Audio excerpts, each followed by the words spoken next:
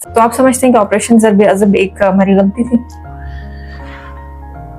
बिल्कुल गलती थी, क्योंकि बदनीयती से किया था। आपने दहशतगर्दी के खात्मे के लिए नहीं था किया, आपने वो किया था अपने फायदे के लिए, अपने स्ट्रेटेजिक इंटरेस्ट के लिए, क्योंकि फंड आ रहे थे, उस फंड को कहीं ना कहीं यूटिलाइज करना था, तो आपने किया। दहशतगर्दी का देखिए ना, मैं जब मेंबर बना तो एक सवाल और जवाब का एक सिलसिला होता है कौमी असेंबली में, क्वेश्चन आवर होता है। मैंने एक क्वेश्चन जमा किया, उसमें मैंने पूछा कि जरा हमें बताया जाए कि ज़र्ब अज़ब के दौरान कितने दहशतगर्द मारे गए, कितने जख्मी थे, कितने अरेस्ट हुए, उसकी लिस्ट में प्रोवाइड की जाए। थोड़ा बहुत पार्लियामेंट्री प्रैक्टिस का रिकॉर्ड उस वक्त रखा जाता था, ये जब ताज़ा ताज़ा पार्लियामेंट पीटीआई को हैंड ओवर हुई, तो चूंकि वो पास्ट प्रैक्टिस चल रही थी तो वो एजेंडा पे आ गया। अब चंद महीने तक वो घूमता रहा। जब वो एजेंडे पे आता था तो डिफेंस मिनिस्ट्री कहती थी कि ये हमने इंटीरियर भेज दिया। फिर जब इंटीरियर उसको टेकअप करती थी, मैं फिर पूछता था, वो कहती थी हमने डिफेंस भेज दिया।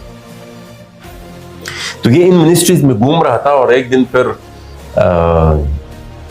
मैं लेट तो नहीं आया था, लेकिन उन्होंने जब इजलास शुरू हुआ और देखा स्पीकर ने कि वही वो फिलहाल पहुंची नहीं है, तो उनके स्टाफ ने उनको कह दिया कि ये मौसूफ आया नहीं है सवाल उनका, जल्दी से लेकर, क्योंकि जब आप हाउस में होते नहीं है और वो आप एजेंडा आइटम आ जाते हैं और आप नहीं होते तो वो फिर ड्रॉप हो जाता है। तो फिर वही उन्होंने किया और वो फिर मैं पहुंचा तो वो क्योंकि रात को हमारे पास एजेंडा आ जाता तो मुझे अंदाजा था कि सवाल यहाँ तक पहुंचते कितने बजे हो जाए, इतना टाइम हो जाएगा, वो उन्होंने पहले ले लिया, वो ड्रॉप हो गया।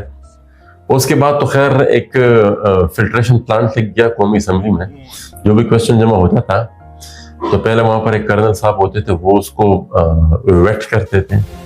जब उनकी मिजाज के अगेंस्ट अगर वो होता था तो उसको रद्दी की टोकरी में फेंक देते थे। ये प्रैक्टिस एस्टेब्लिश हुई पीटीआई के दौर में, जब इमरान खान साहब वजीर आजम थे। तो उसके बाद तो ऐसा सवाल फिर एजेंडे पे आया नहीं। लेकिन माल कहने का मेरा मकसद ये था कि ज़र्ब अज़ब के कॉन्टेक्स्ट में जो मैंने बात की कि कोई डिटेल वो प्रोवाइड नहीं कर सकता।